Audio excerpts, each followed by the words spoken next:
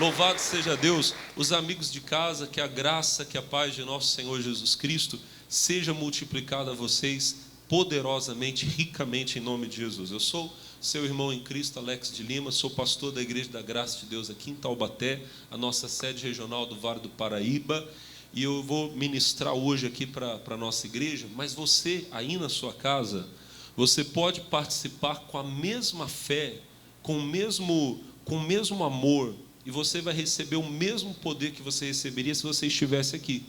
A condição é que você tenha a mesma reverência, o mesmo respeito. Por quê? Porque as pessoas que estão aqui, se você pegar a gravação desse culto que nós estamos fazendo agora, você vai perceber de vez em quando eles colocam assim a câmera nas pessoas, você vai perceber que está todo mundo assim ouvindo com atenção, ninguém fica conversando durante a pregação. É por isso que eles são abençoados, porque eles dão honra à palavra de Deus. Se você der honra à palavra de Deus que você vai receber agora, nela está o poder de Deus. Romanos capítulo 1, verso 16, não precisa abrir aqui na igreja, só estou citando. O apóstolo Paulo, ele diz assim: eu não me envergonho do evangelho de Cristo, porque ele é o poder de Deus para a salvação de todo aquele que crê. Toda pessoa que recebe a palavra de Deus e crê na palavra de Deus, ela está recebendo o próprio poder de Deus para salvar.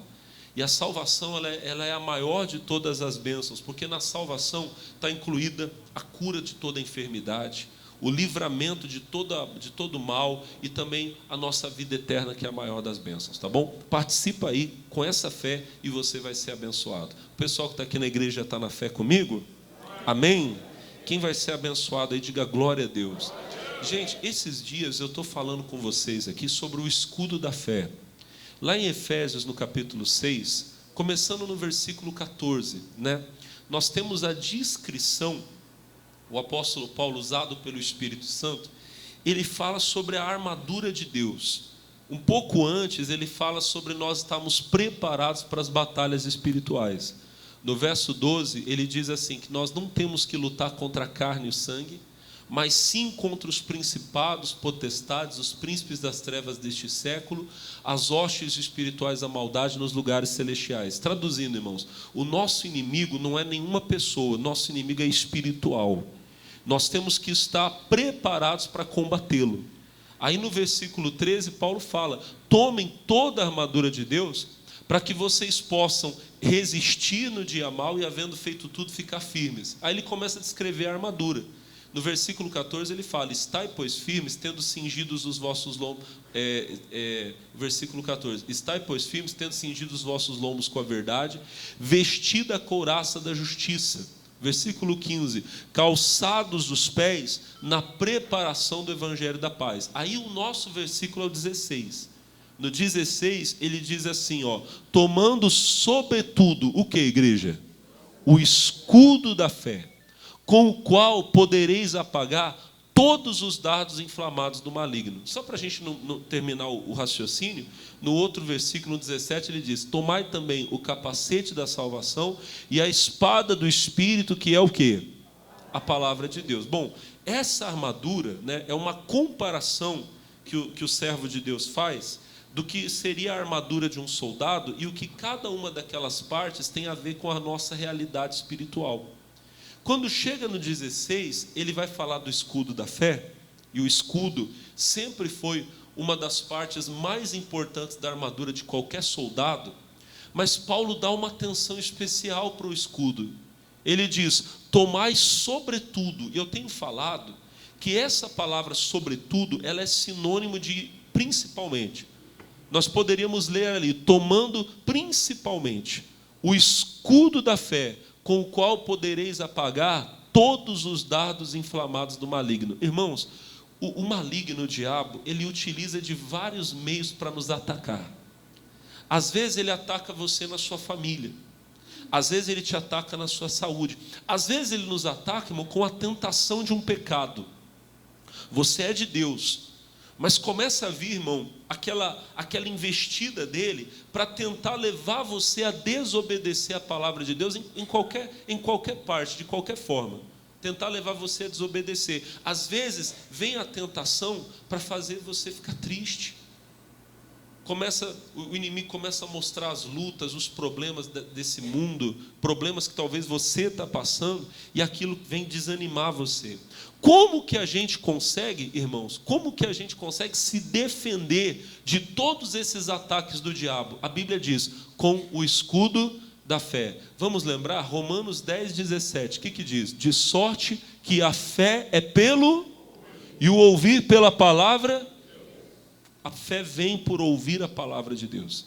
Você ouve a palavra, a fé vem no seu coração. Então esse escudo da fé, ele é dado a você, eu o recebo, nós o recebemos, quando nós ouvimos a palavra de Deus. Amém? Você ouve a pregação, você ouve a mensagem, você entende, e aquela palavra, ela vai passar a ser para você uma defesa. Toda vez que o inimigo vier te atacar, você vai se lembrar daquela palavra e você vai usar ela para se defender. O melhor exemplo que nós temos na Bíblia, eu já falei aqui há algumas semanas para você, é o exemplo da tentação de Jesus. Lá em Mateus 4, a gente vê que o Espírito Santo leva Jesus ao deserto para ser tentado pelo diabo. Ele jejua 40 dias, 40 noites, depois vem o tentador.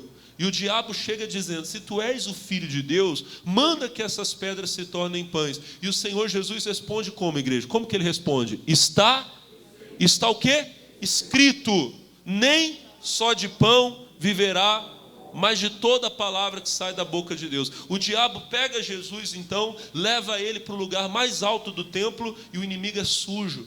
Ele cita a Bíblia também, mas ele tenta distorcer. Ele diz assim, pula daqui, porque está escrito que ele vai mandar os anjos te segurarem. E Jesus responde para ele, também está escrito, não tentarás o Senhor teu Deus. O diabo então leva o Senhor a um monte muito alto, mostra os reinos do mundo, a glória deles, e diz, te dou tudo isso, se você se prostrar e me adorar. E o Senhor Jesus responde, vai embora, vai-te Satanás, porque está escrito, ao Senhor teu Deus adorarás, só a Ele servirás. Gente, vamos entender isso aqui, olha para o pastor. Toda vez que o inimigo veio tentar Jesus, Jesus se defendia com a palavra. Amém? Amém? A mesma coisa somos nós. Ele vem atacar você na sua saúde, vou colocar uma doença no seu corpo. No meu corpo não, porque está escrito que pelas feridas de Jesus eu fui... mas essa doença é diferente. Essa doença aí, ela é terrível. Ela pode até ser, mas a palavra de Deus diz que é Ele quem sara todas as nossas enfermidades. Não tem uma doença ou outra que Ele não cura, Ele cura todas. Bom, já que eu não vou destruir sua saúde, eu vou acabar com o seu casamento. No meu casamento você não toca, porque está escrito que aquilo que Deus uniu... vou tocar no seu filho, no meu filho muito menos, porque está escrito que ele é a herança de quem? Vou destruir sua família, na minha família você não toca, porque está escrito que eu e a minha casa, quem está entendendo, diga amém. O bicho vem atacar você, minha irmã, ele vem atacar você, mas você está firme na palavra. Você se defende com a Bíblia, você tem as promessas de Deus, as declarações de Deus, e com elas você se defende. Quem está entendendo, diga glória a Deus. Bom, irmãos, irmã, você entendeu. Ter o escudo da fé é isso. Nós precisamos, irmão, nós, enquanto povo de Deus, nós precisamos ter essa palavra, e a nossa resposta para tudo, sempre tem que ser a resposta da palavra. Eu tenho falado uma coisa aqui já há algum tempo, e isso que eu vou falar, irmão, alguém pode dizer assim, pastor, eu acho que o senhor está exagerando, mas eu não estou. Eu tenho uma convicção no meu coração, que se o Senhor Jesus viesse aqui hoje, nesse culto, para falar com a gente, eu tenho a mais absoluta certeza, que Ele falaria com essa Bíblia, com essa palavra. Pastor, o senhor tem certeza? Eu tenho certeza. Eu estou aqui agora pregando para vocês, amém? Imagina que o nosso mestre entrasse por aquelas portas agora. Que coisa maravilhosa. E ele vem andando. Amém, irmão? A igreja se colocaria de pé em reverência. Amém? Todos nós. Ele subiria aqui no altar. Eu entregaria para ele o púlpito. Mestre, sempre foi teu. Obrigado pelo privilégio que o Senhor me dá de poder falar. Mas a igreja é tua e o púlpito é teu. Amém? O Senhor Jesus entraria aqui, Ele olharia para vocês e diria assim, a paz seja convosco. E aí sabe o que ele faria? Ele faria assim, abra A Bíblia. Ah, pastor, Jesus ia mandar a gente abrir a Bíblia? Igreja, Jesus sempre abriu a Bíblia. Sempre, sempre. Em Mateus capítulo 19, vou dar 2 exemplos para você rapidinho, não tenho muito tempo. Mas em Mateus 19, eu gosto dessa palavra. Não só pelo assunto que é tratado, mas pela forma que Jesus responde. Mateus 19, lá no verso 3, os fariseus, os religiosos, eles chegam em Jesus e eles dizem assim para ele, assim: mestre, é lícito ao homem repudiar sua mulher por qualquer motivo? O assunto aqui é o assunto do casamento e do divórcio. Mas olha a maneira como Jesus responde. Eles perguntam para Jesus: o homem pode repudiar, ele pode se divorciar da sua mulher por qualquer motivo? O Senhor Jesus responde assim, versículo 4, olha a resposta. Ele, porém, respondendo, disse-lhes: não tendes o quê? Não tendes o quê? Em outras palavras, olha para mim, Jesus diz: vocês não leram? Mas lê aonde? Aonde? Não tendes lido que no princípio o Criador os fez macho e fêmea? Versículo de número 5. Portanto deixará o homem pai e mãe, se unirá à sua mulher e serão os dois numa só. Onde que isso aqui está escrito? Na palavra, na Bíblia, em Gênesis capítulo 2, verso 24. Põe lá para mim. Gênesis 2, 24. Por favor. Portanto deixará o homem... Vocês vieram para a igreja, pessoal? Portanto deixará o homem o quê? Apegar-se-á a sua, e serão ambos o quê? Jesus citou Gênesis 2, 24. Jesus citou a Bíblia. Perguntaram para ele: o homem pode? Jesus não falou assim, eu acho. E ele poderia, porque ele é Deus. Quem aqui questionaria uma palavra do mestre? Um mandamento dele? Nenhum, ninguém seria capaz. Mas Jesus olha e diz assim: mas vocês não leram? Mas está escrito, está tão fácil, que quando Deus criou macho e fêmea. Portanto, deixará o homem pai e mãe, apegar-se à sua mulher, e serão os dois numa só carne. Aí Jesus conclui, aí ele dá o parecer dele. Ele fala: portanto, não são mais dois, mas uma só carne. Mateus 19, verso 6. Não são mais dois, mas uma só carne. Portanto, o que Deus uniu, o que juntou Deus, acabou. Mas olha, o que eu quero que vocês entendam é o seguinte: Jesus respondia com a Bíblia. Se você for em Lucas capítulo 10, são 2 exemplos rapidinho que eu quero te dar. Lucas capítulo 10.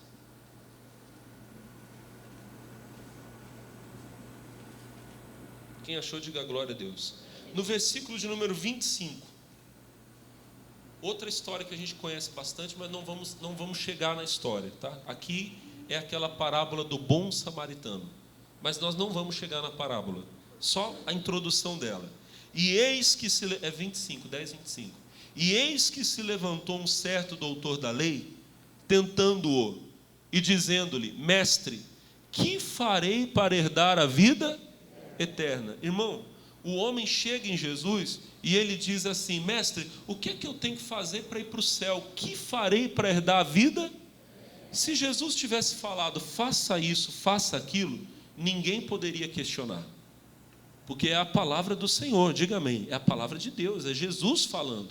Você crê que Jesus é Deus? Se ele desse uma resposta direta dele, eu não questionaria, você não questionaria. Mas olha como é que Jesus responde, 26. E ele disse: que está escrito na lei? Como lês? Olha que legal, irmão. Jesus responde a pergunta com outra pergunta. Mas Jesus diz assim: o que está escrito? O que você leu na Bíblia? Jesus responde com a Bíblia. Você não lê a Bíblia? É como se ele estivesse dizendo: você não lê? A gente vai para o céu fazendo o que está escrito. O que você leu na Bíblia que você acha importante? Aí o homem responde no versículo 27. E respondendo disse: amarás ao Senhor teu Deus de todo o teu coração, toda a tua alma, as suas forças, o seu entendimento, e ao próximo como a ti mesmo. Jesus fala no versículo 28, respondeste bem, faça isso e viverás. Em outras palavras, é só fazer o que você leu na Bíblia. É só você ler, entender e fazer o que está escrito que você vai para o céu. Amém? Eu peguei esses 2 exemplos, podia pegar outros, Jesus respondia com a Bíblia. Eu tenho certeza no meu coração, irmãos, se ele estivesse aqui hoje, ele responderia com a Bíblia. A resposta dele para qualquer... Se você perguntasse, mestre, desculpa, eu tenho uma dúvida, e tal coisa? O que eu faço com o meu casamento? Jesus ia falar, seu casamento? Eu usei Paulo para escrever, 1 Coríntios 7, está escrito aqui, é só você fazer isso. Ô mestre, e o meu filho que me dá dor de cabeça, o que eu faço? Jesus ia falar, eu usei o fulano para escrever, está aqui, ó. Ele sempre respondeu com a Bíblia e ele responderia. Irmão, Deus não nos deixou aqui abandonado. Ele nos deu o Espírito Santo para ficar conosco, amém? Para nos guiar em toda a verdade. Só que a verdade é a palavra. João 17:17, Jesus disse, santifica-os na verdade. A tua palavra é... Aí tem uma coisa, que eu comecei a falar com vocês na semana passada. Dentro desse assunto aqui, eu comecei a defender com vocês a autoridade que a Bíblia tem. Vocês estavam aqui semana passada, vocês vão lembrar que eu dei algumas informações sobre a Bíblia. Hoje eu vou dar 5 informações sobre a Bíblia para você. Mas antes de eu dar essas 5 informações, eu queria que você entendesse o seguinte, isso aqui é muito sério. O diabo vai fazer de tudo para afastar você desse livro, para afastar você dessa palavra. Quando ele não conseguir afastar você da palavra, ele vai tentar distorcer a palavra. Ele vai dizer para você, não, você pode ter a Bíblia, mas a Bíblia não diz o que ela quer dizer. Ele vai tentar distorcer. Sobre a distorção eu vou tratar em outros cultos. Mas o inimigo vai fazer de tudo para afastar você desse livro. Lá em Gálatas, no capítulo 1, vamos lá rapidinho. Gálatas, capítulo 1. Paulo aqui, irmãos, ele está assustado, sabe? Ele mal cumprimenta o povo e ele já começa a dar uma bronca neles. Só para você ver o que eu estou falando, ó, vamos começar no versículo 1. Você vê que ele mal cumprimenta, ele já começa dando bronca. Ó, versículo 1. Paulo, apóstolo não da parte dos homens, nem por homem algum, mas por Jesus Cristo, e Deus Pai que o ressuscitou dos mortos. A todos os irmãos que estão comigo, as igrejas da Galácia, graça e paz da parte de Deus Pai e da do Senhor Jesus Cristo, o qual se deu a si mesmo por nossos pecados, para nos livrar do presente século mau, segundo a vontade de Deus nosso Pai, ao qual glória para todos sempre. Então olha para mim, Paulo, ele cumprimentou, ele se apresenta, ó, quem está escrevendo aqui é Paulo, eu desejo a vocês a graça e a paz de Deus, e ele dá aquele louvor a Deus que ressuscitou Jesus dos mortos, ele é o único Senhor, amém. Então ele saudou a igreja da Galácia, amém?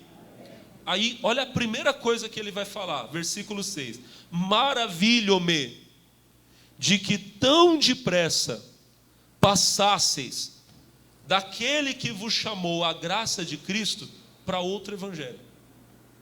Olha para o pastor.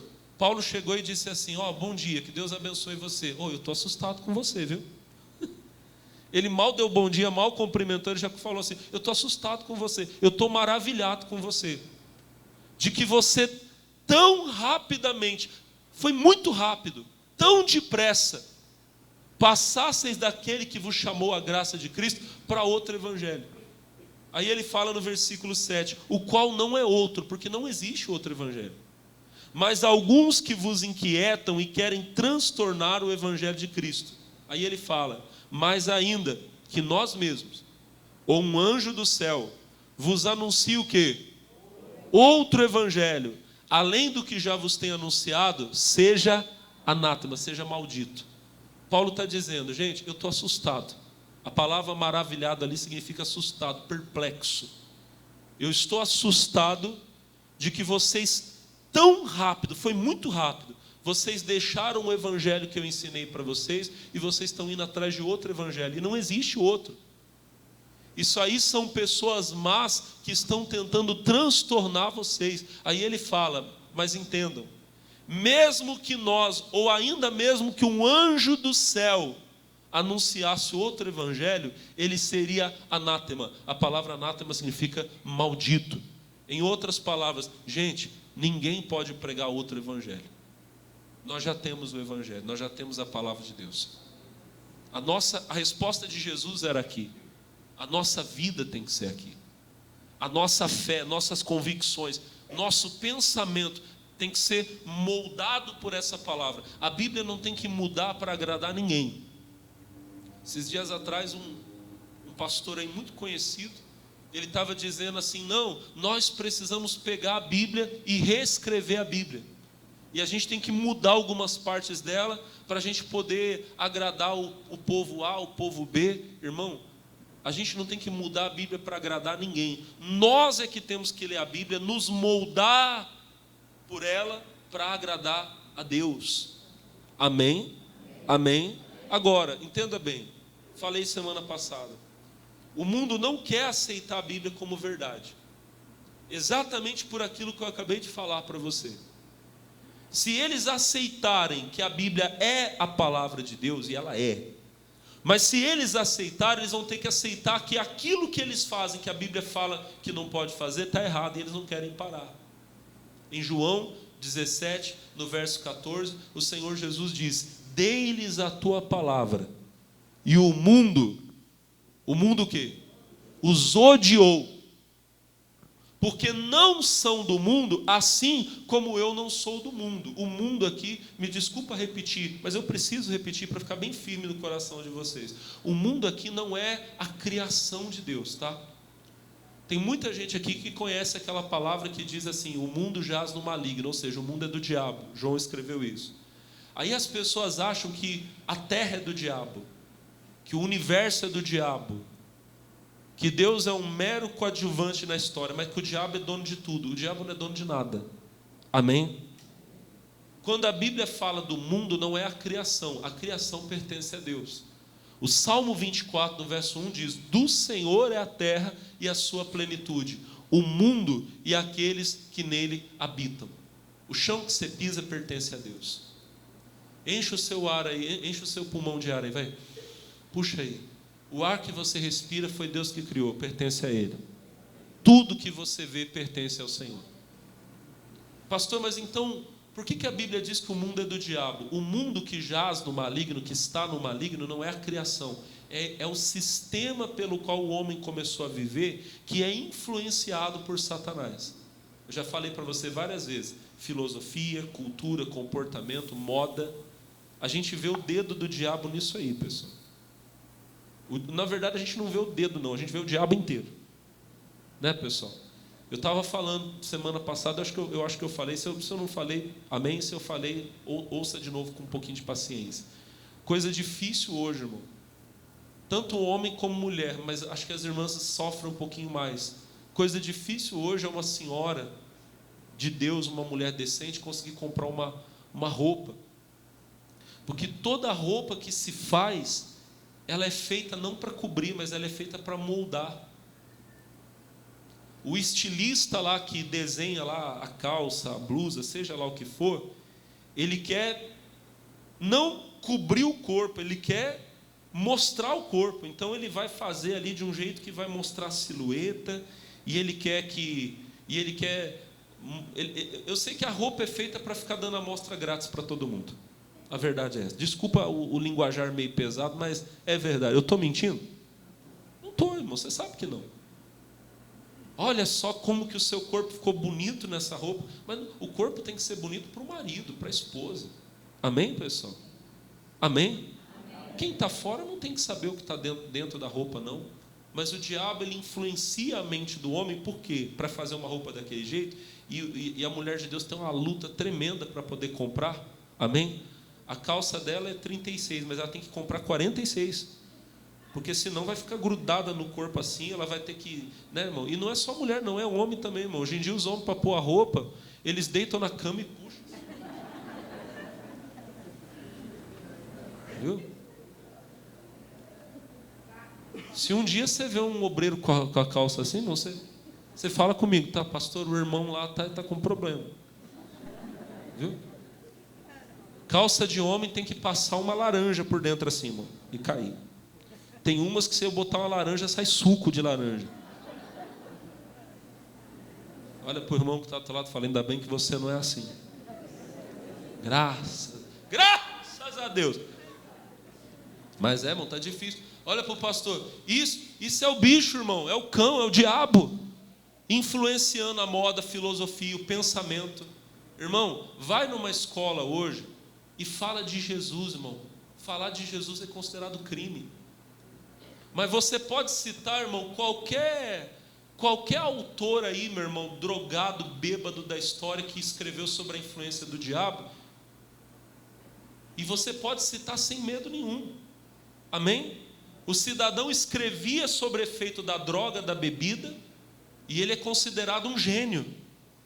Agora vai numa escola e cita o apóstolo Paulo, cita o apóstolo João, cita as palavras de Jesus, irmão. Você vai ser considerado intolerante. Nisso aí você vê a influência. Esse é o mundo que é influenciado por Satanás, que é influenciado pelo diabo. Amém? E aí qual é o problema do mundo conosco? A gente fala assim, isso está errado. E eles dizem, por que está errado? Aí você vai falar, porque a Bíblia diz que está errado. E a Bíblia é a palavra de Deus. Aí o que eles vão começar a dizer? Não, a Bíblia não é a palavra de Deus. A Bíblia foi escrita por homens. Você vai ouvir essa história. Eu falei para você, irmão, ainda bem que foi escrita por homem. Já pensou se eu chegasse para você e falasse, esse livro foi escrito pelo boi, pelo cachorrinho, pelo totó, o caramelo? Você ia dar crédito nele? É claro, irmão. Deus, por quem? Pela mula, alguém falou ali? Não dá, irmão. Foram homens. Olha para o pastor. Se Deus queria falar conosco, ele tinha que falar na nossa linguagem. Amém ou não? Se eu chegar aqui para vocês aqui e eu pregar o culto todo em inglês, não sou capaz disso, tá, irmão? Mas se eu chegasse aqui e começasse aqui a falar inglês, você ia talvez ficar aí sentado falando, olha que bacana, né? Olha como o homem fala mesmo, ó. Você ia sair daqui sem entender, a não ser alguns irmãos meus aqui que são estudados aqui, né? Glória a Deus por vocês que sabem, mas a maioria não fala o idioma, sabe uma coisa, sabe outra, mas não é fluente. Você ia ficar assim, ó, fala mesmo, ó. Que bonito, mas você não ia entender. Quem está entendendo, diga amém. Deus falou na nossa língua, para a gente entender. Por isso ele usou homens para escrever. Bom, irmãos, para resumir aqui essa parte, a Bíblia é a verdade. Jesus fala no versículo, João 14,15, ele fala, não peço que os tires do mundo, mas que os livres do mal. Não são do mundo como eu do mundo não sou. Aí ele fala, versículo 17, santifica-os na verdade, a tua palavra é a verdade. A palavra de Deus é a verdade. A Bíblia é a verdade. O que está escrito aqui é a verdade. Bom, deixa eu defender a Bíblia um pouquinho para vocês hoje. Eu vou te dar cinco argumentos aqui, pessoal. Peço que você me ouça com um pouquinho de paciência, apesar que não vai ser demorado não. E essas 5 coisas talvez não são nem para você. Talvez você vai falar assim, pastor, eu não preciso disso para acreditar na Bíblia. Você não precisa, mas talvez um dia você vai encontrar alguém que precisa. Amém? E aí você vai saber responder. Eu não preciso de nada disso aqui, irmão. Eu anotei algumas coisas aqui. Eu não preciso disso aqui. Eu não preciso. Eu creio que essa palavra é a verdade, eu dou minha vida por ela. Se alguém chegar e falar assim, não, então você morre porque esse livro não, então pode tirar, porque nada do que alguém falar para mim vai me fazer deixar de crer que isso aqui é a verdade. Eu acho que com você é assim também. Amém? Mas você talvez vai conhecer alguém um dia que vai falar, não, a Bíblia não é a verdade. Eu dei alguns argumentos semana passada, e eu vou te dar 5 hoje aqui. Amém? O primeiro deles que eu queria falar com você é o argumento do tempo. Preste atenção, irmão. A Bíblia começou a ser escrita, há mais ou menos 3.500 anos atrás. 3.500 anos atrás. Ela foi escrita, começou a ser escrita 1.600 a.C., 1.500 a.C., e ela terminou de ser escrita mais ou menos 100 anos depois de Cristo. Ela levou 1.600 anos, mais ou menos, tá, pessoal? Para ser escrita. Do primeiro livro da Bíblia ao último livro. Eles não foram escritos na ordem que estão aqui, tá? Se você abrir sua Bíblia, o primeiro livro da Bíblia é Gênesis. Mas Gênesis não foi o primeiro livro da Bíblia a ser escrito. Gênesis foi escrito por Moisés. Amém? Moisés escreveu os 5 primeiros livros da Bíblia: Gênesis, Êxodo, Levítico, Números e Deuteronômio. Foram escritos por Moisés. Muito antes de Moisés nascer, uns 400, quase 500 anos antes de Moisés nascer e escrever o livro de Gênesis, alguém escreveu o livro de Jó. Amém? Então, nós temos livros da Bíblia que eles foram escritos muitos anos antes do primeiro livro da Bíblia, que é Gênesis. Eles estão agrupados aqui para nós por tema, para ficar mais fácil da nossa leitura e compreensão. Quem está entendendo, diga glória a Deus. Agora pensa comigo, começaram a ser escritos 1500 anos antes de Cristo, terminaram de ser escritos mais ou menos 100 anos depois de Cristo. O último livro que nós temos aqui, a terceira carta de João e o livro do Apocalipse, foram escritos mais ou menos uns 100 anos depois de Cristo. Quando eu falo depois de Cristo, pensando assim, você tem que pensar assim: Jesus nasceu no ano 1, amém? Lembrando que o nosso calendário ele não está certo, viu, gente? A gente fala, nós estamos no ano 2023, contando pelo nascimento de Cristo. Só que se você voltasse 2023 anos, provavelmente você não ia encontrar Jesus nascendo. Provavelmente você ia encontrar ele já com uns 3 anos, 2 anos. O Papa Gregório, você sabe que o nosso calendário é chamado de calendário gregoriano. Por quê? Porque teve um Papa chamado Gregório que pediu para um auxiliar dele, um ajudante dele, fazer a conta do nascimento de Jesus. Ele falou: faz a conta aí. E o rapaz fez a conta, mas ele errou. Só que até hoje a gente usa o calendário, amém? Se você voltasse lá no ano 2023, provavelmente você ia encontrar Jesus já falando, andando, amém? Mas tá bom, só para vocês entenderem. Agora pensa comigo, Jesus nasceu no ano 1, amém? Ele faleceu no ano 33, diga glória a Deus. Os apóstolos de Jesus eram mais jovens do que ele. Jesus era muito jovem. O Senhor Jesus, quando ele morreu, ele era mais jovem do que eu sou hoje. Ele faleceu, dizem os entendidos, que com uns 33 anos. Eu já estou indo para 30. Então, já estou com um pouquinho mais. Eu estou indo para 30. Né? Aprendi isso aqui com um amigo meu, né? O pessoal pergunta: quantos anos você tem? Ele fala: eu tenho anos. Né? Eu vou adotar essa técnica dele, tá bom? Eu tenho 30 e tal. Mas aí, pessoal, pensa comigo. O Senhor Jesus, ele era mais jovem do que eu sou hoje quando ele veio a falecer, quando ele foi crucificado, depois ressuscitou. Amém? Os apóstolos dele, o apóstolo João, por exemplo, ele estava lá com seus 16, talvez 18 anos, mais ou menos, era a idade que ele tinha. Quando ele foi escrever com 70, 80 anos. Pensa comigo, foram quase 70 anos depois que ele foi escrever. Amém? Você pega 30 mais 70, 100 anos. Só para você entender mais ou menos como é que é a nossa conta. Então, eles terminaram de ser escritos lá nesse ano, o ano 100 depois de Cristo. Irmãos, e nós já estamos com a Bíblia, todos esses livros escritos, há 1900 anos. Mais de 1900 anos. Então a Bíblia tem 3.500 anos. Pessoal, não existe nenhum livro, que tenha o tempo da Bíblia, que foi escrito na mesma época que ela começou a ser escrita, que exista no tempo que ela é escrita, e que tem a credibilidade que ela tem. Nenhum. Nem de perto. Amém? Nenhum texto tão bem preservado não temos. Você vê que hoje a maioria das pessoas que existem de alguma forma acreditam na Bíblia como palavra de Deus. Que a maioria da população que existe, nós precisamos fazer muito, mas a maioria das pessoas que vivem é cristã. Acredita em Jesus, diga glória a Deus. Muitos não acreditam da maneira certa, mas mesmo assim acreditam em Jesus. E para acreditar em Jesus você tem que acreditar na Bíblia. Então, passados tantos anos, a Bíblia está aí. Olha para o pastor. Não tem nada que está escrito na Bíblia, nenhum dado da Bíblia, nenhum deles até hoje foi contestado pelo experimento científico. A ciência pode dizer: nós não acreditamos no relato de Gênesis capítulo 1 da criação de Deus. Tá bom, eles falam que não acreditam, mas eles nunca conseguiram provar que está errado, nunca. Não existe um só experimento até hoje que tenha provado que Deus não existe. Aí eles vão falar assim: ah, pastor, mas ninguém nunca viu Deus. Tem um monte de coisa que eu nunca vi, que você nunca viu, e todo mundo acredita que existe. É verdade ou não é? É interessante, né, pessoal? Essas coisas. primeiro argumento é o argumento do tempo. A Bíblia tem tanto tempo, e até hoje ninguém conseguiu provar que ela esteja errada em nada. Em nada. Algumas coisas que estão escritas na Bíblia ainda não foram descobertas, mas mesmo assim também não teve alguém que descobriu algo que dissesse está errado.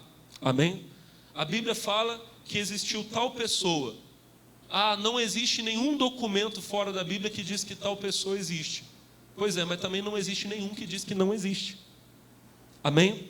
Tudo que está escrito na Bíblia até hoje não pode ser contestado. Depois de tantos anos, tudo que está escrito aqui você pode confiar sem medo, porque não teve ninguém até hoje que conseguiu provar que alguma coisa aqui esteja errada.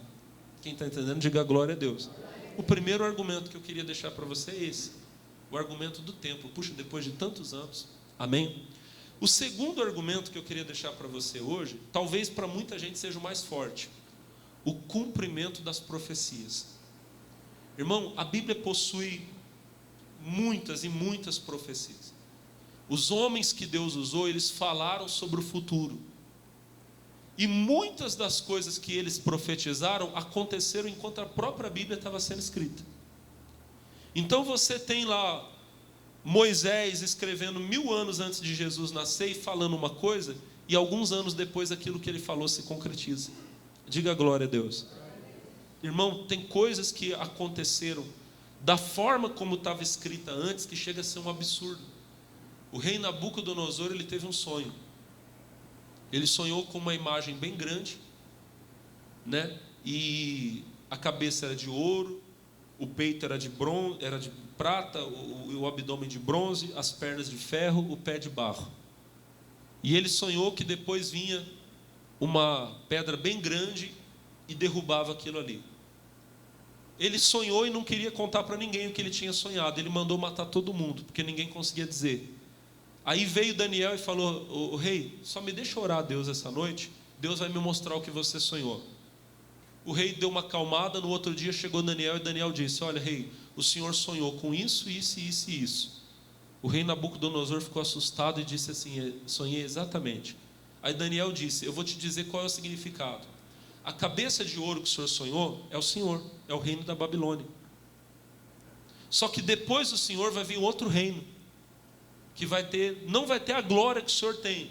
E ele foi descrevendo, pessoal, olha para o pastor, muito antes de acontecer, Daniel descreveu o reinado da Grécia, o reinado da Média Pérsia, da Grécia e de Roma.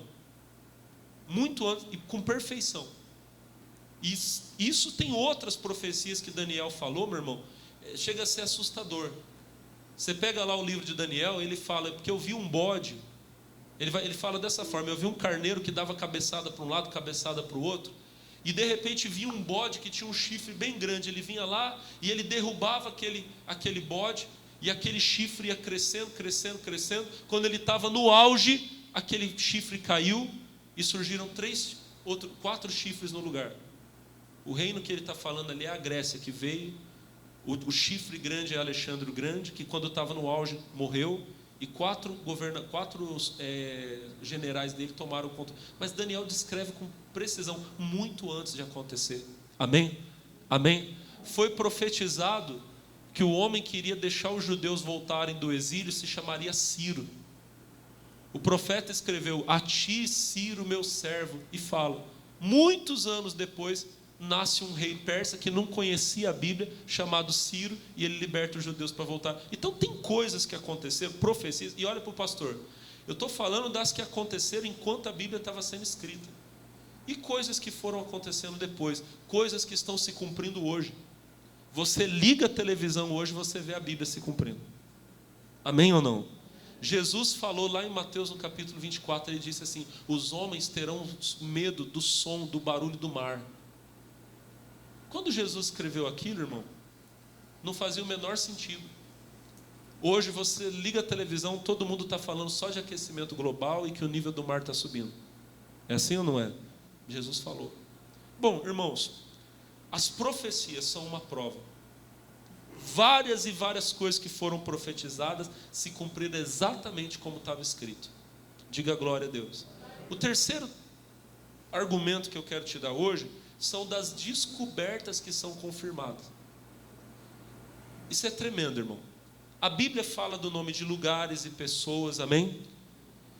E teve muita coisa que estava escrito na Bíblia que durante muito tempo as pessoas liam na Bíblia e falavam: isso é mentira. A Bíblia fala o nome de uma cidade chamada tal. Essa cidade não existe.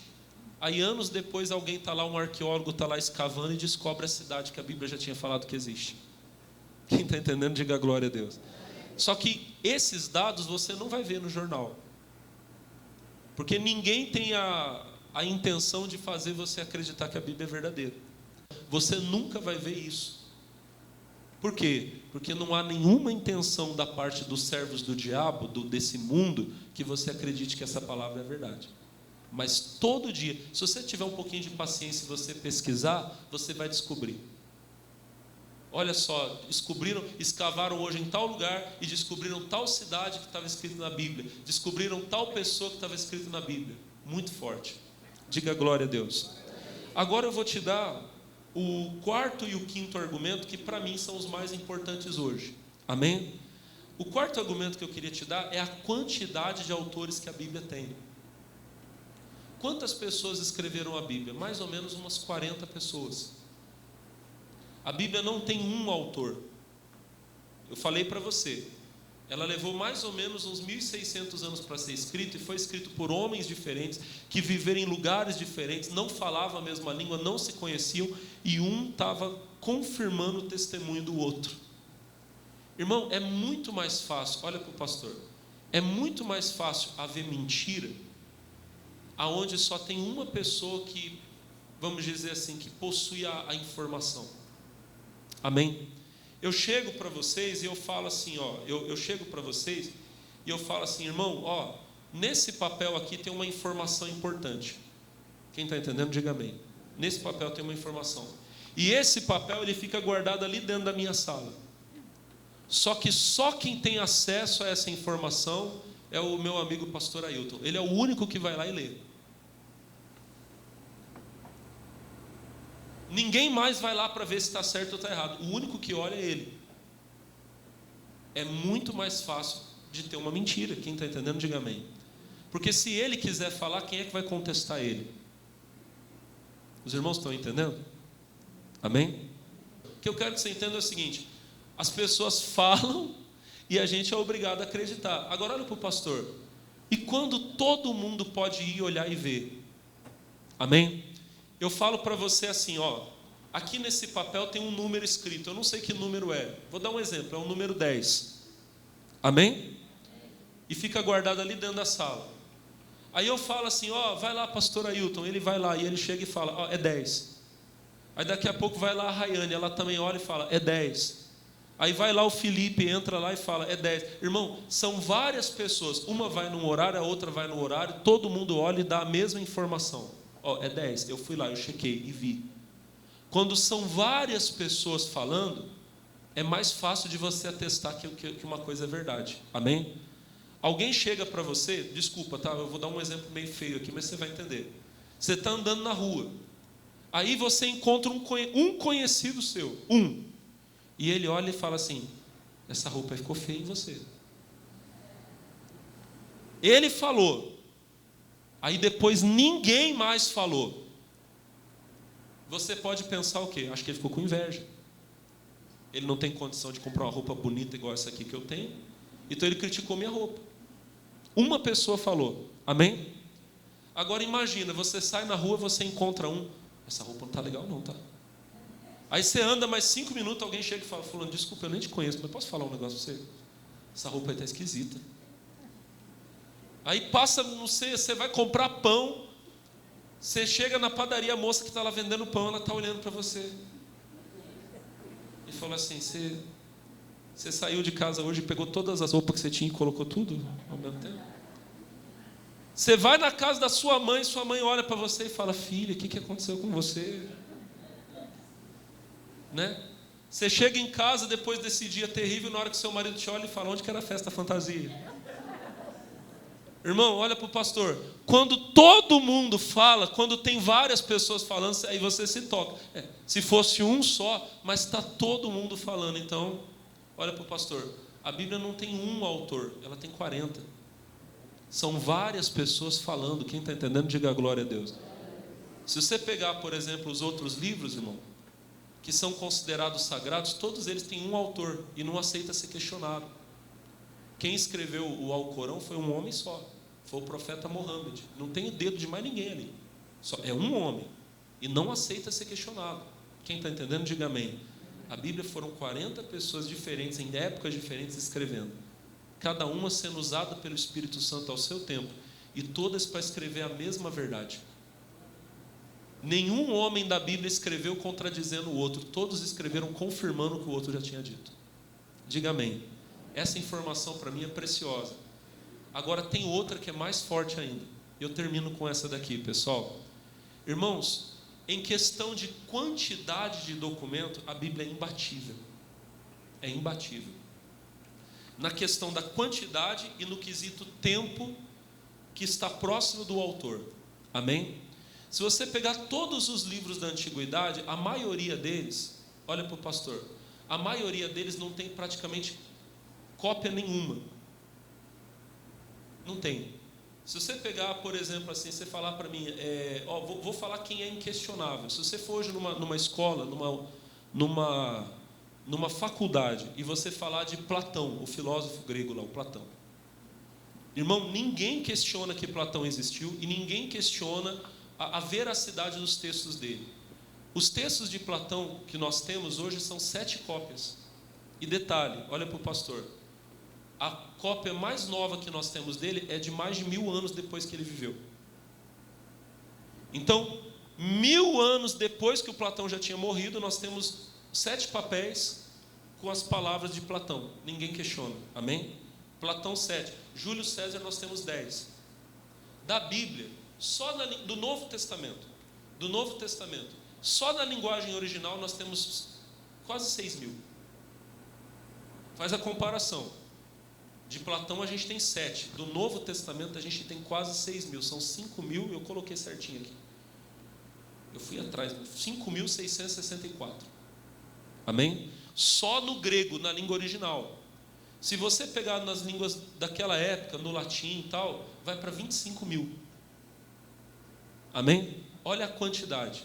Aí você diz assim para mim, pastor, o que é isso? São textos bíblicos na língua original e próximo do tempo de Jesus. São muitos, irmão. E aí, pessoal, olha que coisa interessante. Quanto mais cópias você tem, mais chance você tem de saber o que é verdade e o que não é. Quem está entendendo, diga a glória a Deus. Imagina você que nós estamos numa sala de aula. Amém? A professora começou a escrever o texto na lousa. E aí ela escreveu e depois ela foi e apagou uma parte. Amém? Só que todo mundo já tinha o quê? E aí, irmão, chega o aluno, o Alex, ele chega atrasado. Eu cheguei atrasado. Eu olhei e falei, ixi, a professora já apagou uma parte da lousa. Bom, eu quero escrever. Aí eu vou e eu pego o caderno da Rayane. Quem está entendendo, diga amém.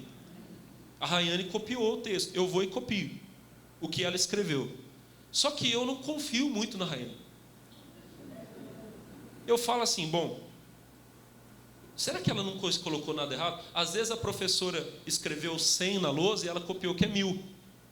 Então deixa eu perguntar para o meu outro colega. Aí eu vou no meu outro colega, eu vou no meu colega Ailton. Aí eu copiei aqui da Rayane, mas eu posso ver se está certo?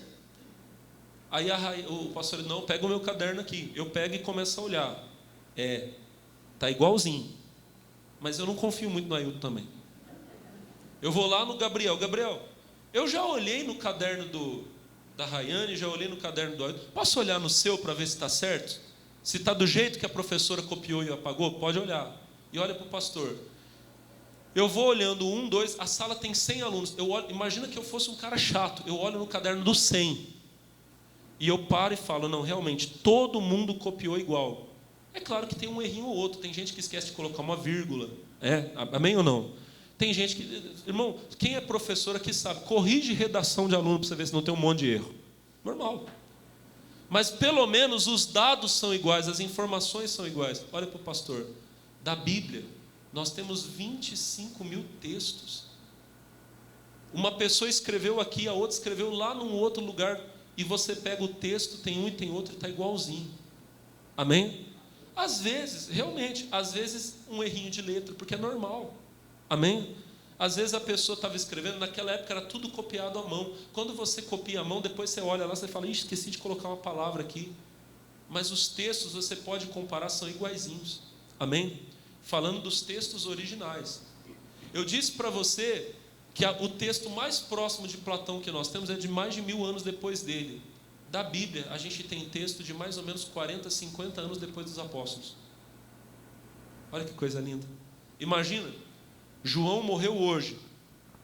40, 50 anos depois, nós temos papel hoje, que foi escrito lá por alguém que talvez até conheceu o próprio João.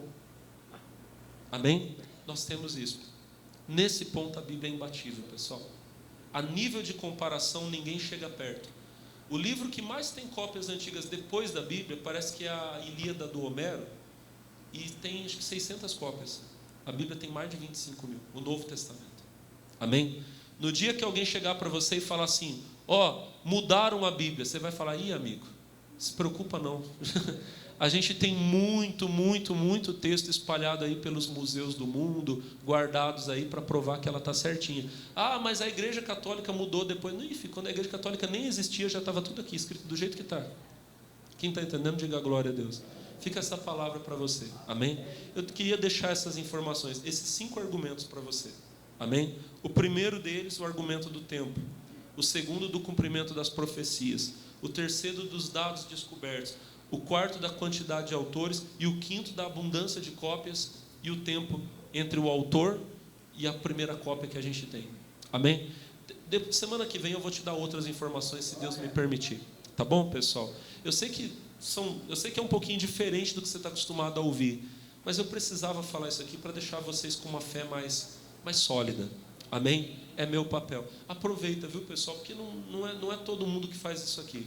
Mas Deus está dando isso aqui. Vamos ficar com essa graça que Deus está nos dando. Eu queria orar por vocês em nome de Jesus. Irmão, e o Evangelho é o poder de Deus. Nessa oração que eu vou fazer agora, vai ter poder de Deus para você ser curado, para você ser abençoado. Fiquem de pé em nome de Jesus. Irmão, irmã, eu quero orar por você agora. Antes de eu clamar a Deus pela sua cura, eu quero fazer uma oração a Deus para você ser perdoado. Talvez você chegou aqui hoje nesse culto, irmão. Deus te trouxe aqui para essa reunião e você não chegou bem hoje aqui.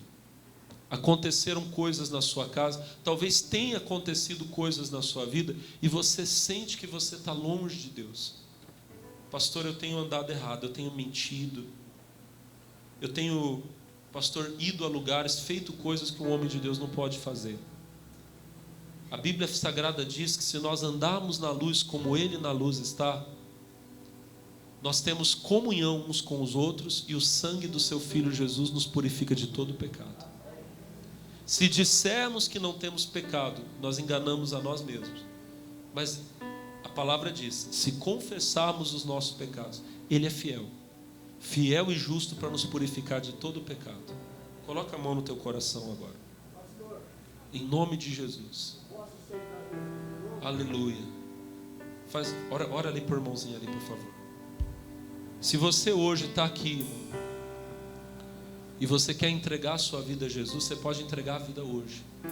Você não precisa vir aqui na frente. Onde você está, você vai levantar a sua mão e você vai confessar Jesus como seu Salvador. Você vai pedir a Ele, Senhor, me salva. A palavra de Deus diz que todo aquele que invocar o nome do Senhor será salvo. Aleluia. Invoque o nome de Jesus hoje. Diga a Ele, Senhor, me salva. Eu creio que a Tua palavra é a verdade. Eu creio que há um único Deus. E creio num único Salvador que é Jesus Cristo. Que lindo, Jesus. Que momento importante, que momento especial.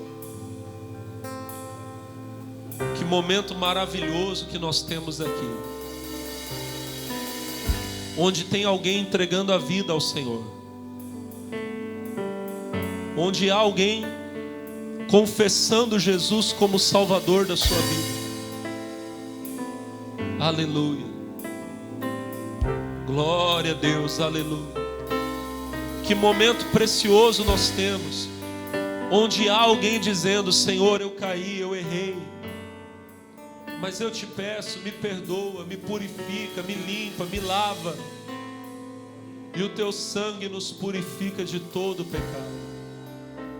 Seja perdoado agora, seja lavado agora pelo sangue precioso dele. Oh, aleluia, aleluia. Receba nesse momento, em nome de Jesus, o perdão. Oh, glória a Deus. Tudo que eu quero está em ti. Toda a minha vida eu te entrego. Não há outro além de ti, pois não há outro além de ti. Tudo que eu possa conquistar, tudo que eu possa conquistar, não se compara à tua não presença, se compara à tua presença, nem ao prazer de te adorar, nem ao prazer de te adorar, dias em dias vão, e em meu coração, e em meu coração só aumenta o desejo de te encontrar. Agradecido eu sou, agradecido eu sou pelo que já recebi, pelo que já recebi, mas não estou satisfeito, mas não estou satisfeito. Eu quero mais, eu quero mais te conhecer, te conhecer e prosseguir em te conhecer. Esse é o alvo da minha Esse vida. é o alvo da minha vida. Aleluia. Senhor, te conhecer, te conhecer e prosseguir em te conhecer. É tudo que eu quero para minha vida. É tudo que eu quero para minha vida, Senhor. Cante, igreja, tudo que eu quero está em ti. Tudo que eu quero está em ti. Toda a minha vida eu entrego. Toda a minha vida eu te entrego.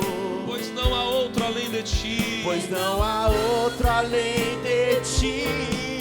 Tudo que eu possa conquistar, tudo que eu possa conquistar, não se compara à tua presença, não se compara à tua presença, nem ao prazer de te adorar, nem ao prazer de te adorar. Dias vêm, dias vão, dias vêm, dias vão, aleluia. E em meu coração só aumenta o desejo, aumenta o desejo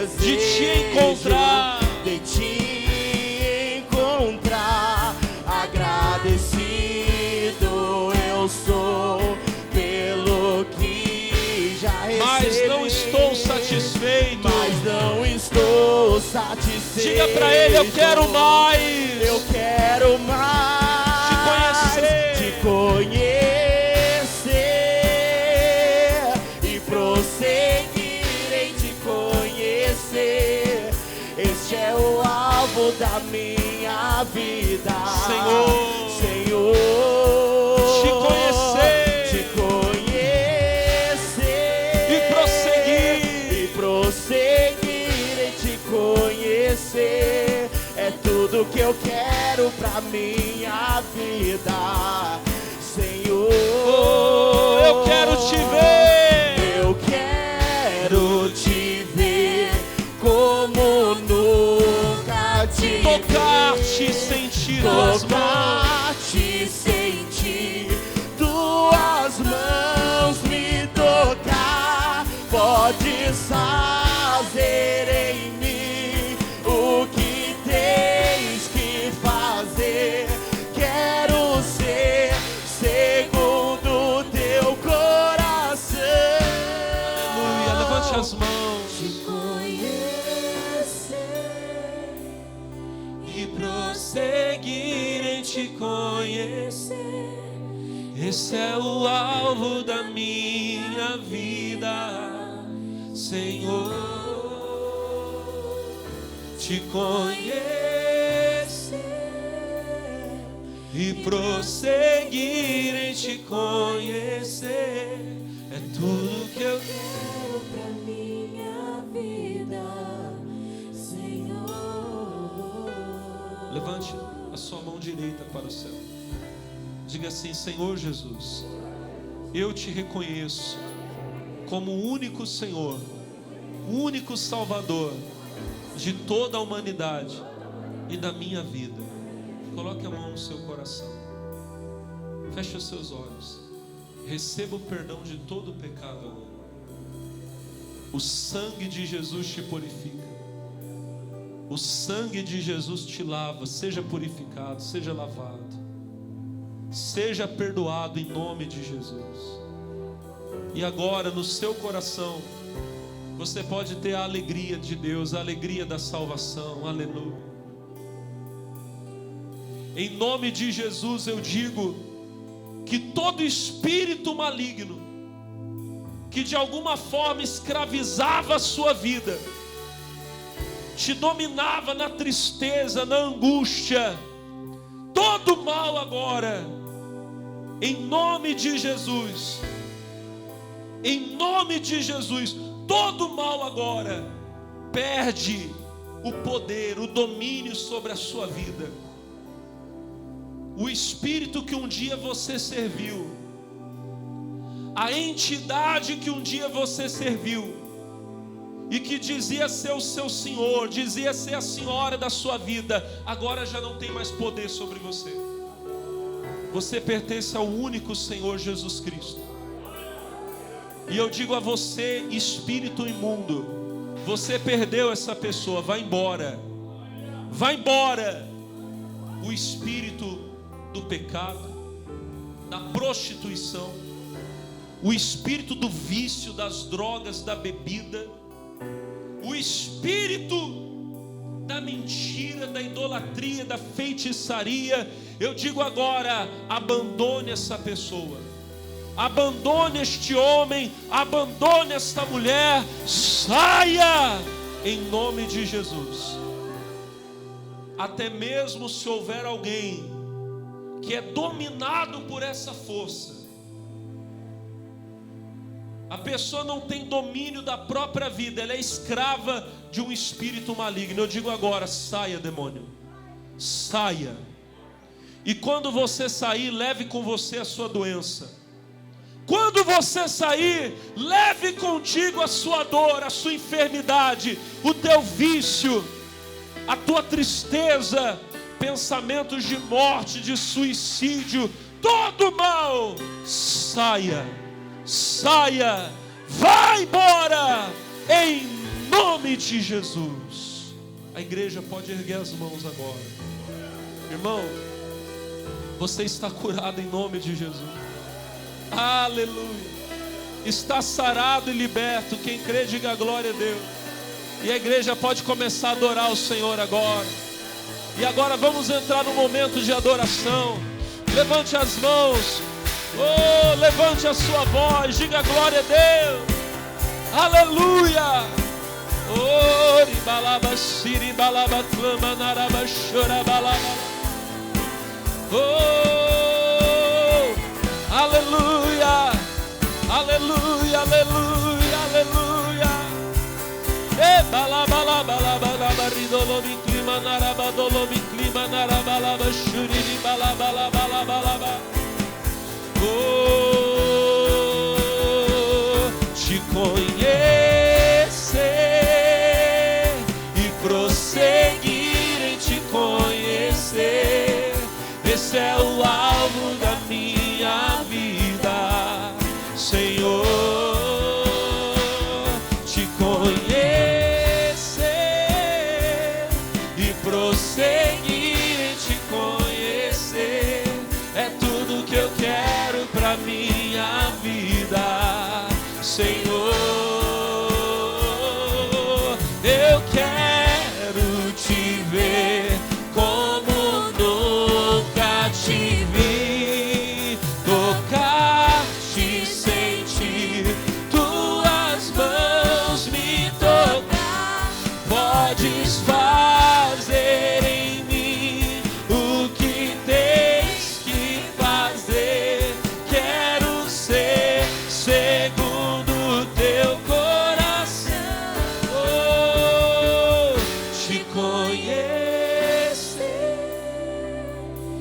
prosseguir em te conhecer. Esse é o alvo da minha vida, Senhor, te conhecer, aleluia, e prosseguir em te conhecer, é tudo que eu quero pra minha vida, Senhor. obrigado, Jesus. Você pode agradecer a Deus, irmão. Louvado seja o teu nome para sempre, ó Deus. Toda a igreja diga glória a Deus. Amém. Vamos aplaudir ao Senhor. Obrigado, Jesus. Diga glória a Deus, mais forte. Bate palma e dá glória a Deus. Aleluia. Amém. Bom, a vontade é de adorar, adorar, adorar, mas o tempo não colabora muito com a gente. Mas cada um de vocês recebeu a bênção agora, tá bom? Você que está aí na sua casa participando dessa reunião, receba a bênção de Deus na sua família, na sua saúde, aonde você precisa, seja abençoado para a glória de Deus. Amém. Obrigado, Jesus.